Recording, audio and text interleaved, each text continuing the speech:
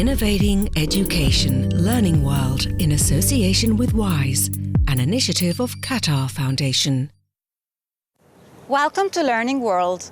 Education isn't restricted to the classroom. If you can't find it, it may find you. Across the world, there are many children who can't go to school mainly because of poverty or family circumstances. But there is hope for some. In the Indian state of Orissa, children who scrape a living in railway stations have been given a rare chance to transform their lives. As we find out in this report, one determined woman has been bringing education literally to the train platform. 2421, like many others, the railway station at Bhubaneswar is a world unto itself. Whole families live on the platforms. Children spend their days on the trains collecting rubbish, polishing shoes and begging. But 25 years ago, one woman decided that all children should have the right to an education. If the children couldn't go to school, she'd bring the school to them. And that was the start of the platform school. Before she passed away, Indrajit Karana spoke to us about her project. What I planned to return to them was their childhood. They were overgrown children, children acting as adults. They were alone by themselves, existing from day to day, hour to hour. They had no time for joy, they had no time for play, but I hope to change that.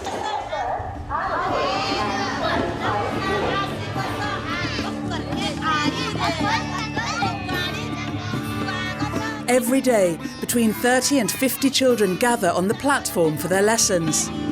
They sing, they play, and they learn. The Ruchika Social Service Organisation now runs platform schools in 14 stations across the region, teaching around 500 children.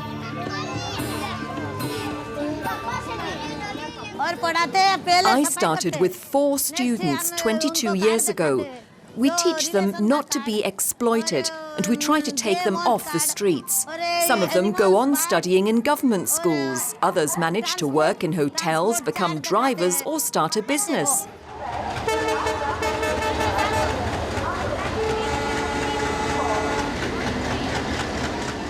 We told them that we are putting you on the first rung of the ladder. The rest of the ladder you have to climb yourself. And that's what really happened, is once on the ladder, the children who are today doing very well are the ones who learned to climb that ladder. Each year, 10 students from here get places at government schools. And over the past 25 years, 5 children have climbed the ladder all the way to university. Grididari Rana is one of them. He is doing a science degree and is also teaching here beside the station. मेरा पढ़ाई platform school से ही start हुआ था. I went from station to station and I lived on trains for 7 months. Then I went to the Ruchika shelter. I never stopped studying. My dream now is to work as a technician for the army. और college में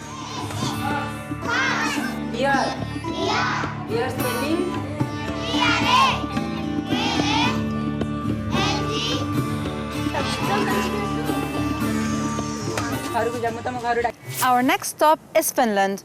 Pupils there are encouraged to explore the world beyond the classroom for a more enriching education in the natural world.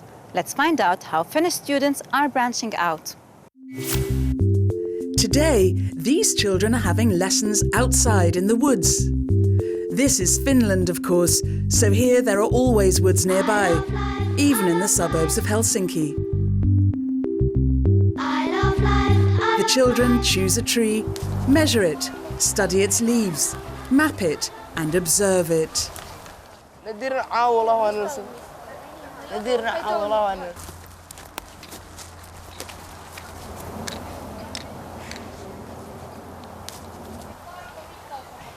Back in the classroom, their discoveries are discussed and written down.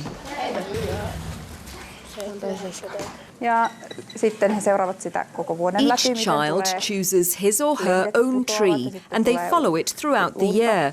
They see the changes through the seasons, the leaves falling, then growing again. This is part of a scheme in which students use real-world data collection to pursue group projects.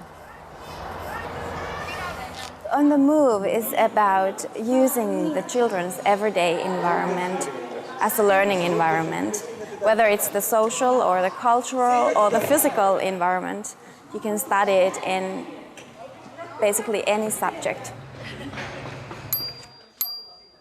Hei oppilaat, lähdetään Tapiolaan tutkimaan pyöräilykulttuuria. Older students study environmental aspects such as air quality, noise levels, architecture, urban planning and local history.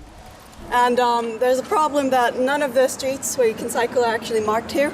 So you have to kind of like just know your way within the pedestrians. And they note obstacles such as a van parked on a cycle route, and they talk to local residents using a questionnaire. Finally, they cooperate with the local authorities.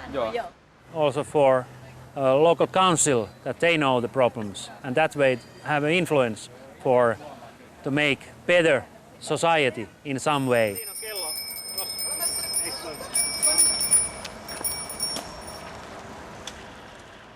And finally to Tanzania, where some nomadic children now have the opportunity to get their education on the move. And all is down to the hard work and skills of an organization with a positive attitude, appropriately called Yes Development.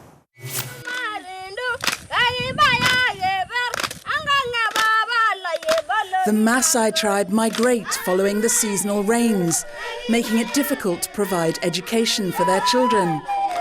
But here, nearly 200 kilometers west of Dar es Salaam, they've come up with an innovative solution. A local NGO called Yes Development has opted for a mobile approach, using teachers recruited from the tribe who use bicycles to take their teaching materials wherever the Maasai go.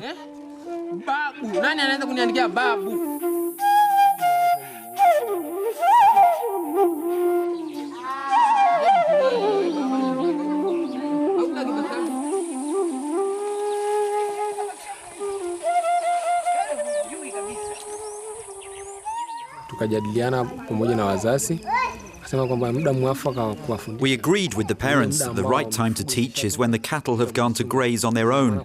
That means the children are free from around 10 in the morning.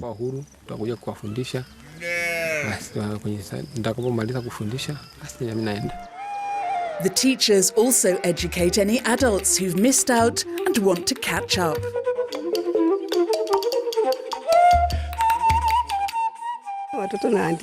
The children can write and my eyes still work, so I decided to come and learn, because I've never learned how to read or write. Economic, social and cultural barriers combined keep girls out of school. Early marriages, heavy domestic workloads and the long-held cultural belief that educated girls are more likely to run away from home are all barriers to female education. Our primary aim is to ensure girls from Maasai communities get education, even allowing for their nomadic lifestyle.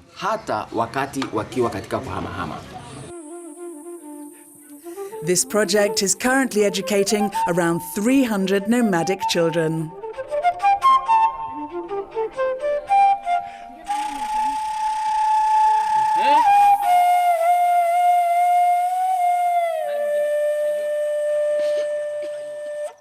If you have enjoyed our program and you would like to watch it or any other episodes again, you can find us online at euronews.net/learningworld. And don't forget, we will be back next week with more inspiring stories from the world of education. Learning World in association with WISE, an initiative of Qatar Foundation.